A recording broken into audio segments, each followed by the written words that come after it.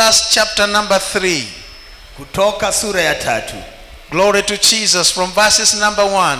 Kutoka aya ya kwanza. Can we read loudly, proudly and clearly?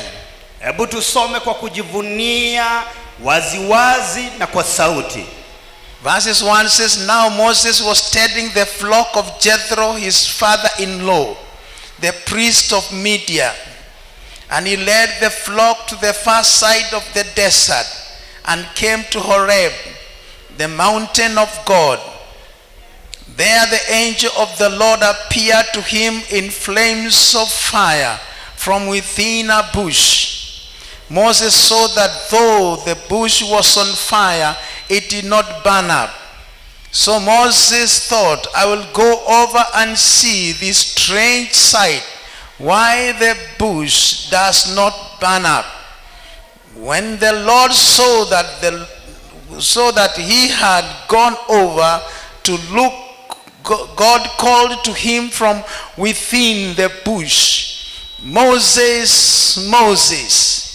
And Moses said, Here I am. Do not come any closer, God said. Take off your sandals, for the place where you are standing is holy ground. Then he said, I am the God of your father, the God of Abraham, the God of Isaac, and the God of Jacob.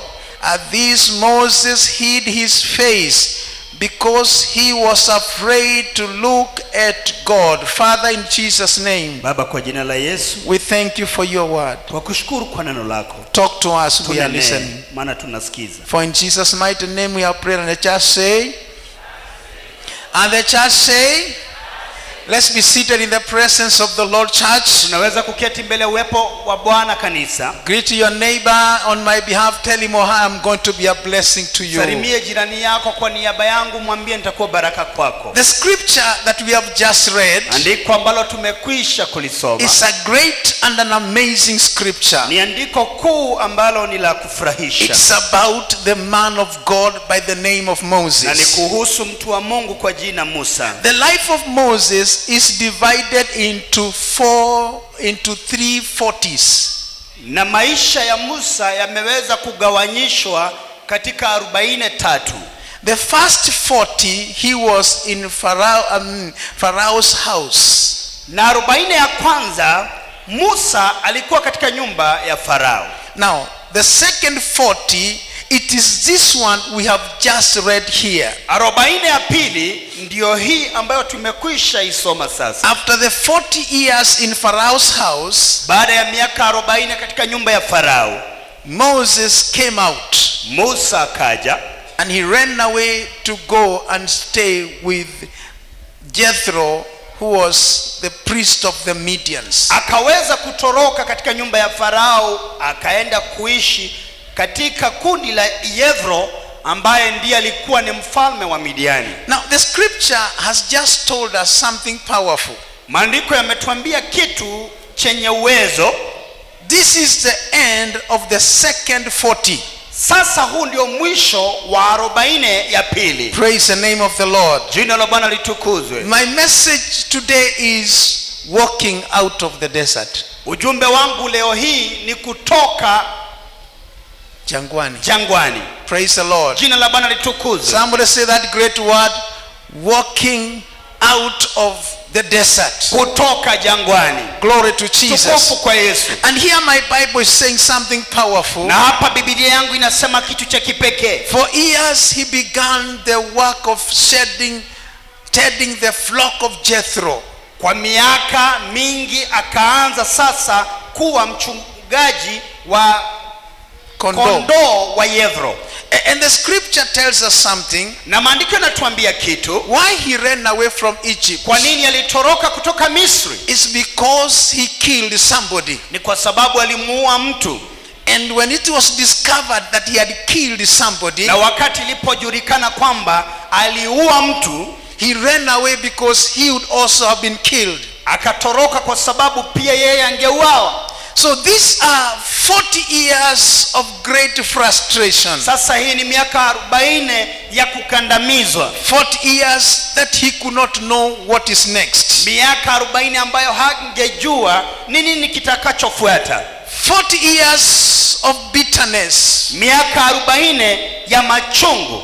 40 years of isolation. Na miaka 40 ya kutengwa.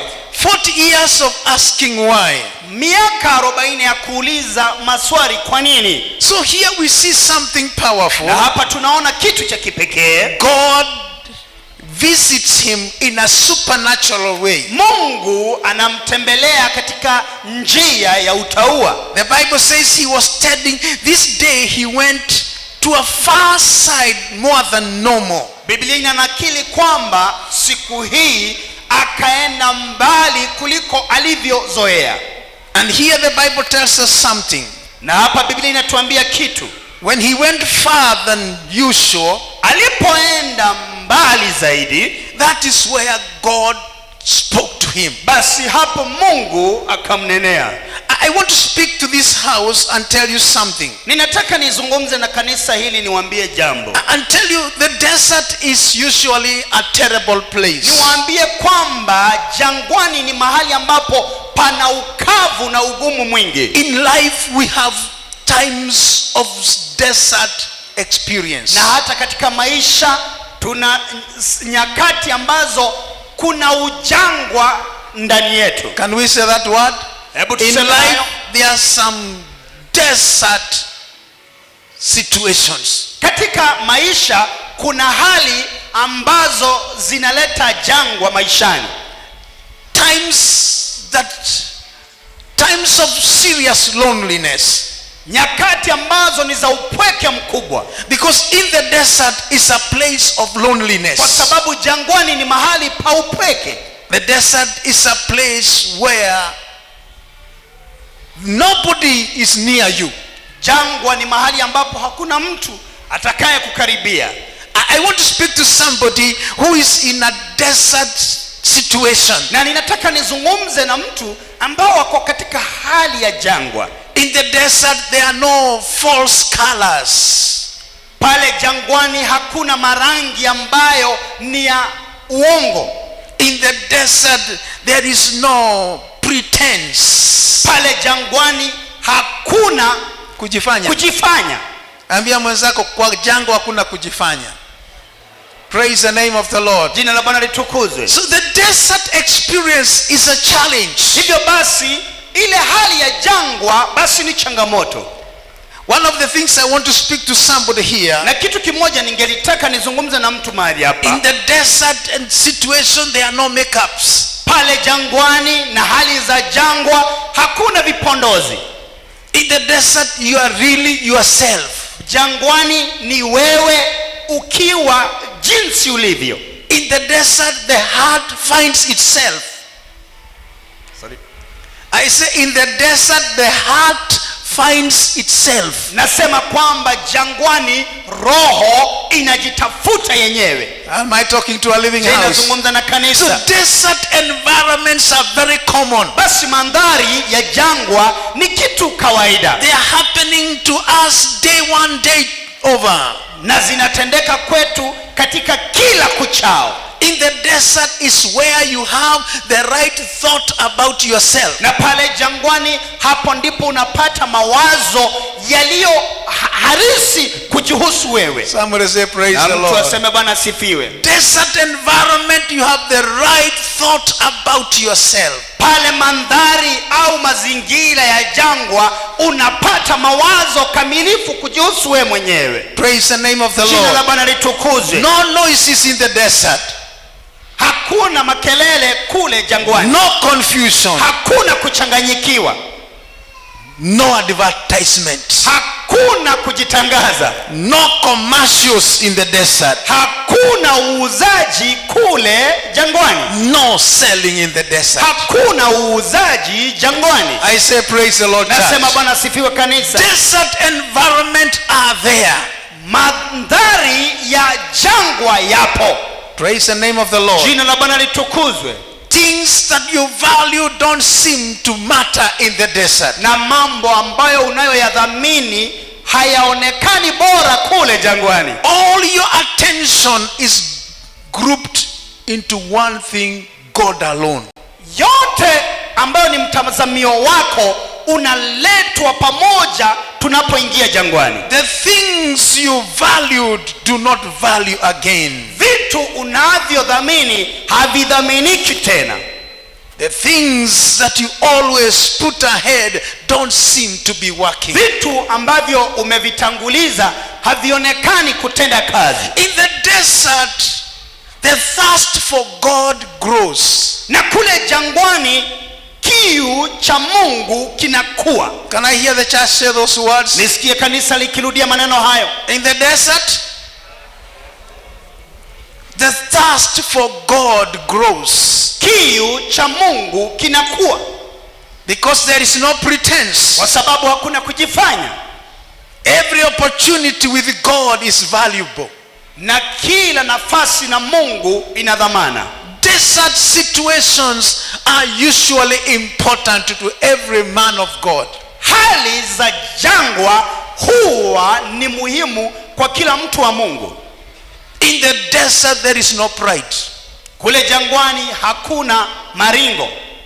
You are just alone. Wewe peke yako. There is no human applauding. Hakuna kupigiwa makofi. Kupigiwa makofi na mwanadamu. Ambia mwenzako, in the desert environment hakuna kupigiwa makofi. Katika jangwa na mandhari yake hakuna kupigiwa makofi na mwanadamu. Am I talking to a church? Ninazungumza na kanisa. So I want to speak to somebody. When Moses was out there, it was not a place of entertainment. Basi nataka nizungumze na mtu nikwambie, wakati Musa alipokuwa pale jangwani hakukuwa ni kitu ambacho ni cha sherehe. The desert has the stillness, the quietness. Jangwa lina utulivu. Only God's voice is heard. Sauti tu ya Mungu ndiyo husikika. I want to speak to somebody and tell you today, God is never in a hurry. Na ninataka nizungumze na mtu siku ya leo nikwambie kwamba Mungu hayuko na haraka. Moses was there in the middle of nowhere. Musa alikuweko pale miongoni mwa jangwa tu. And I want to speak to this house in Jesus' name. Nizungumze na kanisa hili kwa jina la Yesu. And remind everybody. Na nikumbushe kila moja. Desert environments come. Mazingira ya jangwa huja. In the desert there are no lustrous things. Kule jangwani hakuna vitu ambavyo ni vya kuvutia. You are not enslaved by anything. Na wewe hauwekwi na utumwa wa chochote. The world is not beautiful in the desert. Ulimwengu hauna urembo kule jangwani. Am I talking to a church? Je, nazungumza na kanisa? Fears are destroyed. Uoga unaharibiwa. So when we look at Moses here, basi tunapomtazama Musa hapa, we see him in this desert, and when he was there, because it was a stillness, a place, no confusion, that's when he saw something amazing. Na basi tunapomtazamia Musa hapa, tunaona utulivu, tunaona wakati ambapo ako mahali ambapo hakuna makelele, hapo ndipo Mungu anapomnenea. And God talks to him, na Mungu anamnenea from a burning bush. Kutoka kwa msitu uliokuwa unachomeka. Listen to me, church. Nisikize kanisa. This bush did not just grow that day. Msitu huu haukukua tu siku ile.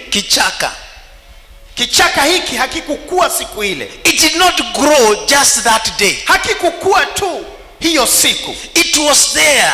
Ilikuweko pale. It was there. Ilikuweko pale. The bush was there when Moses went there. Kile kichaka kilikuweko wakati Musa alitembea pale. But the only thing that brings a big difference, lakini kitu tu kinacholeta tofauti kubwa, it is burning without being consumed. Kichaka hiki kinachomeka lakini hakiteketezwi. Praise the Lord. Jina la Bwana litukuzwe. The bush was there, Kichaka kilikuweko, but the difference comes when it is burning without being consumed. lakini tofauti iko hapa, kinachomeka ndio, lakini hakiteketei. I want you to listen to me, church. Nataka unisikize kanisa. All of us, we are bushes. Sisi wote ni kichaka. Ambia mwenzako habari yako kichaka. Look at your neighbor and ask him, how are you? Hey, let's go church. Habari yako kichaka. Can you look at your neighbor and ask him, how are you, bush? I want to speak to somebody and tell you that the difference between you and somebody who is not born again is, he is a bush, you are a burning bush. Tofauti yako na mtu ambaye hajaokoka, yeye ni kichaka kinachochomeka, lakini the difference between you and somebody who is not born again is, the one who is not born again is a bush, you are a burning bush. Tofauti yako na mtu ambaye si mlokole ni kwamba wewe ni kichaka kinachochomeka, lakini yeye ni kichaka tu. Tuende uliposema hiyo neno. The difference between me and somebody who is not born again is, I am a burning bush, he is a bush. Tuende kanisa. I am a burning bush, he is a bush. And that's why something very interesting that I wanted to come into you. Na basi kuna kitu ambacho ni cha kipekee nataka kiingie kwako. It is that the bush became different because God came into it. Kichaka kikawa tofauti. Kwa nini? Kwa sababu Mungu aliweza kukitembelea. The difference between you and the man who sleeps at the dragon is you, God came into you. Tofauti yako na mtu ambaye anajitumbuiza kule dragon ni kwamba Mungu aliingia ndani yako. Can I hear praise the Lord? Nisikie amina. The difference between us and everybody else is God has entered us. Tofauti yetu sisi tuliokolewa na wale ambao bado hawajaokolewa ni kwamba Mungu ameingia ndani yetu. Praise the name of the Lord. Jina la Bwana litukuzwe. So this one tells me something. Na hii inaniambia kitu. That God chose this simple desert bush. Naye Mungu akachagua kichaka ambacho kilikuwa tu ni kawaida, to speak through it, ili aweze kunena kuipitia. The Bible says when God saw Moses has turned, he talked to him. Na Biblia inasema ya kwamba Mungu akasababisha Musa kutulia, basi akamnenea.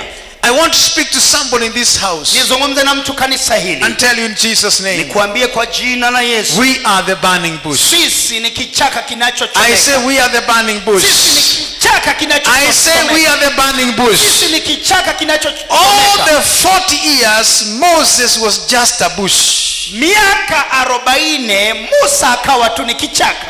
But the difference came when God entered into the bush. Lakini tofauti ikaja wakati Mungu alipoingia kwenye kichaka. Because after God spoke to Moses, the bush remained there. Kwa sababu baada ya Mungu kumnenea Musa, kichaka kikabaki. The bush did not go. Kichaka hakikwenda. We are the burning bush.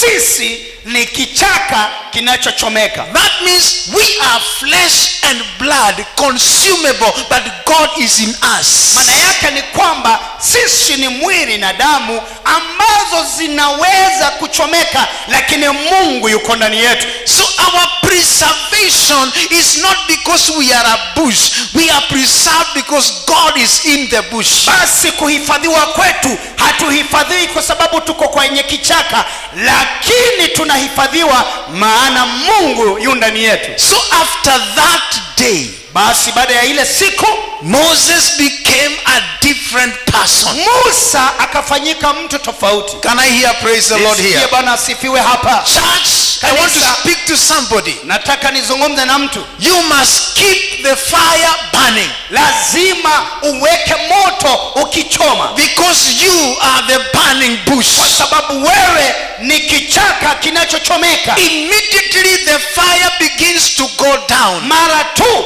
moto utaanza kudidimia, you become a bush. Unafanyika kuwa kichaka. Snakes and animals will dwell in you. Nyoka na wanyama wa mwitu wataishi ndani yako. Listen to me, church. Sikiza kanisa. After Moses had the burning bush experience, baada ya Musa kupokea kichaka ambacho kinachomeka, he became a different person. Akafanyika kuwa mtu tofauti. I declare to this house, natangaza kwa nyumba hii, in the name of the Lord, kwa jina la Bwana, the burning bush experience has made us different people. Kichaka kinachochomeka kimetufanya tuwe watu tofauti. Number one, jambo la kwanza, from that day Moses had a victory mentality. Tangu siku ile Musa akawa na mawazo ya ushindi. Can I hear praise the Lord in this house? Amina kwenye nyumba hii. A victory mentality. Mawazo ya ushindi. The Bible tells me something. God told him, I have heard. Biblia inasema kwamba naye Musa akasema nimesikia. God told Moses, I have heard. Mungu akamwambia Musa, nimesikia the cry of my people. Kilio cha watu wangu. Hallelujah. Hallelujah. The Moses who had run away, now he was ready to face Pharaoh again. Musa aliyetoroka sasa yuko tayari kukumbana tena na yule Farao. I speak to somebody here in Jesus' name. The things you have been fearing, you are going to face them now. Nazungumza na mtu mahali hapa kwa jina la Yesu. Mambo ambayo umekuwa ukiyaogopa utataka kukumbana nayo tena. Can I hear praise the Lord? Nisikia amina. I say the things you have been fearing, vitu ambavyo umekuwa ukiogopa, you are going to face them. Utaweza kukabiliana nazo. So Moses has a new identity. Basi Musa ana utambulisho upya. Glory to Jesus. Tukufu kwa Yesu. He is doing things willingly now. Anafanya mambo kwa kutaka sasa. Now he is moving under the anointing, under the fire in him. Na sasa anaenenda akiwa na upako, akiwa na moto ndani yake.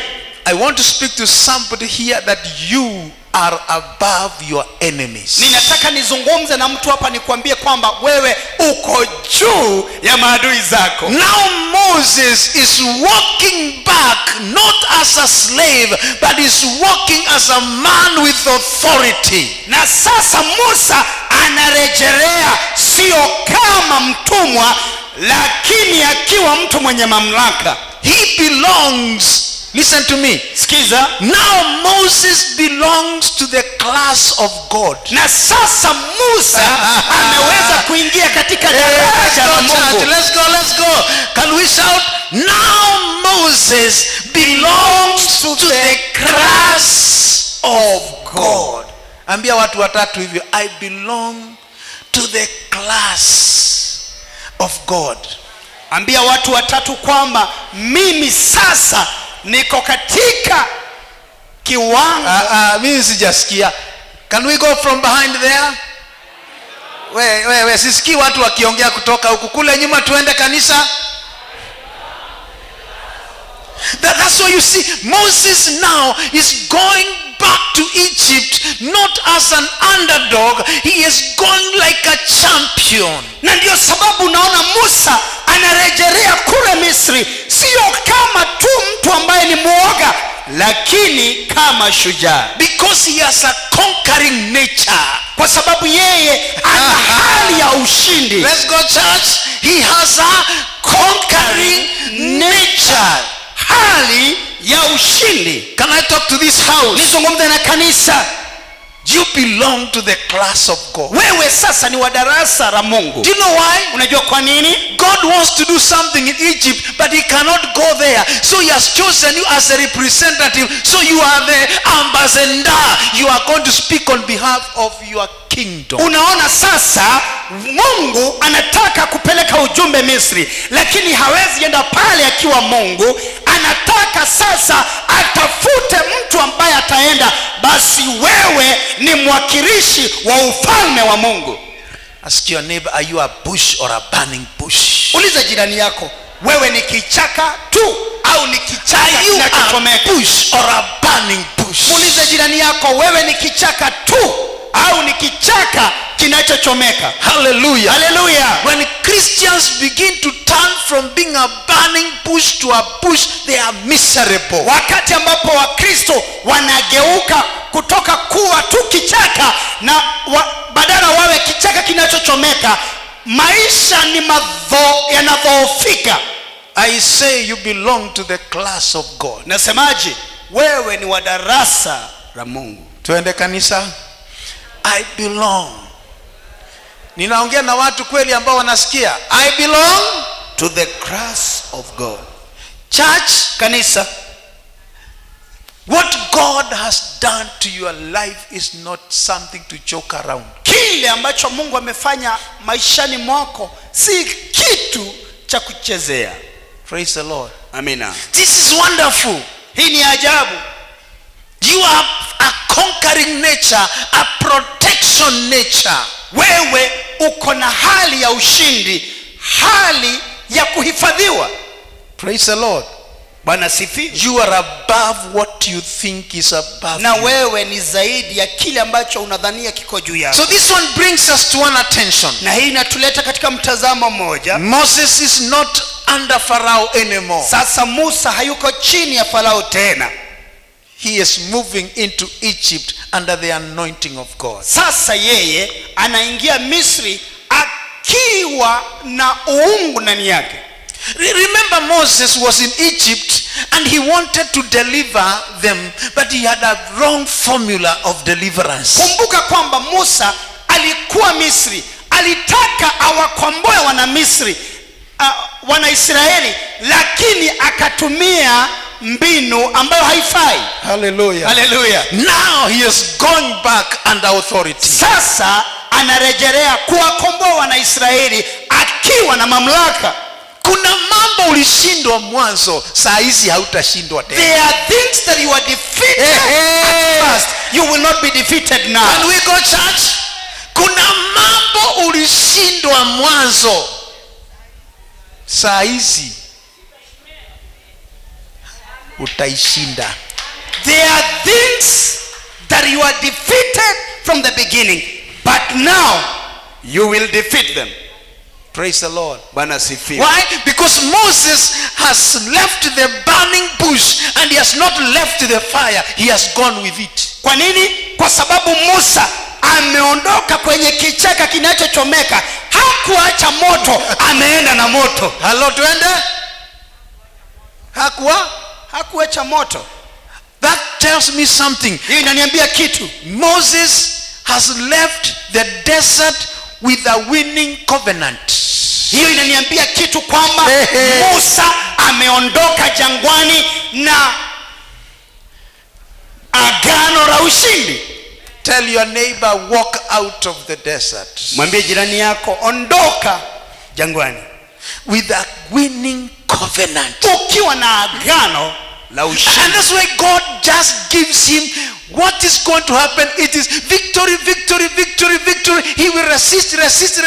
He will resist, but finally you will win. Na ndio sababu utapinga kupinga, lakini hatimaye utashinda.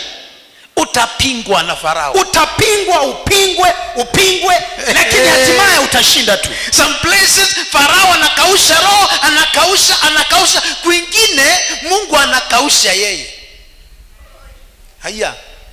We nikwambie, kuna mambo Mungu atakukaushia kwa sababu ndio ushinde. Ambia watu watatu hivyo. Kuna mambo Mungu atakausha. There are things that the Lord will cause resistance. Wewe jameni, wewe ni nini? Twende ambia watu watatu hivyo. Kuna mambo Mungu atakausha, ndio matokeo yatakuwa ya ajabu. So that the results will be amazing. Hebu tuongee kanisa, kuna mambo kuna mtu hapa mambo yake imekauka. There is somebody here. Hebu nione mmoja. Praise the Lord. Bwana sifiwe. Inua mkono kama mambo yako yamekauka. Praise the Lord. You are being prepared for a wonderful testimony. Unatayarishwa kwa ajili ya ushuhuda wa ajabu. Praise the Lord. Bwana sifiwe. Nakwambia hata kama unayasikia yamekukaukia, yaambie kauka. Mungu ameikausha ama ni mimi nimekausha. Ukweli ni ushuhuda unatayarishwa. Hallelujah. Praise the name of the Lord. So Moses left the desert with a winning covenant. Basi Musa akaondoka jangwani akiwa na agano la ushindi. Can you give a hand clap to the Lord? Hebu mpigie Bwana makofi. Praise the Lord. Hallelujah. So because he left the desert with a winning covenant, he had a winning lifestyle. Na kwa sababu aliondoka jangwani akiwa na agano la ushindi, akawa na maisha ya ushindi. Let's go guys. If you have a winning covenant, you adopt a winning lifestyle. Kama uko na agano la ushindi, basi wewe utaishi maisha ya ushindi.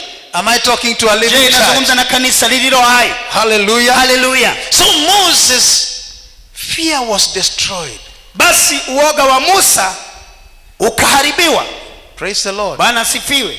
He had a sense of importance. Akawa na mawazo ya umuhimu. He never approached Pharaoh with fear.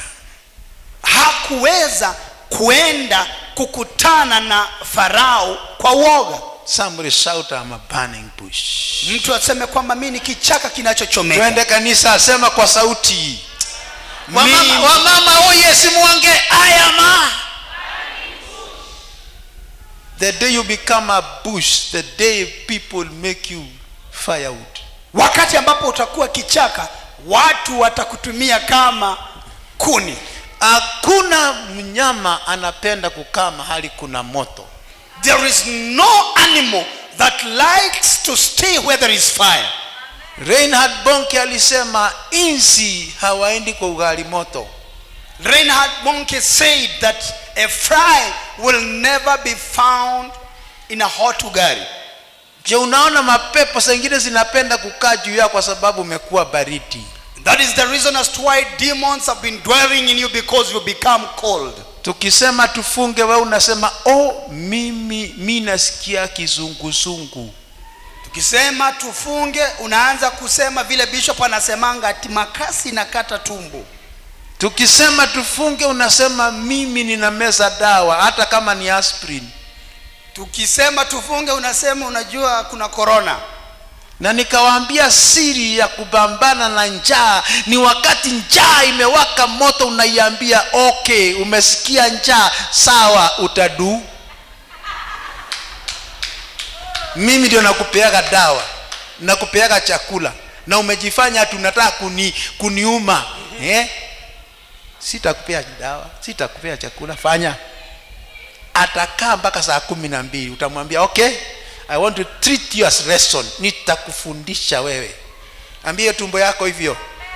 Tell your stomach. Wewe ambie tumbo yako hivyo, yambie I am going to teach you a lesson. Utakuwa unakula wakati ninataka. Nitakufundisha wewe. Twende kanisa, wewe twende. I will teach you a lesson. You will only eat when I want. Nikisema utakula saa 12, saa hiyo ndio utakula. Praise the Lord. Jina la Bwana litukuzwe. So this one tells us something. Na hii basi inaniambia kitu. Moses did not leave the fire behind. Musa hakuacha moto kule jangwani. Because God was with him. Kwa sababu Mungu alikuwa naye. So I speak to this house. Basi nazungumza na kanisa hili. God is going to do great things in your life. Mungu anaenda kufanya mambo makuu maishani mwako. God's word is full of wonders. Kwa sababu ulimwengu wa Mungu umejaa mambo ambayo ni ya ajabu. Praise the name of the Lord. Tukufu kwa Yesu.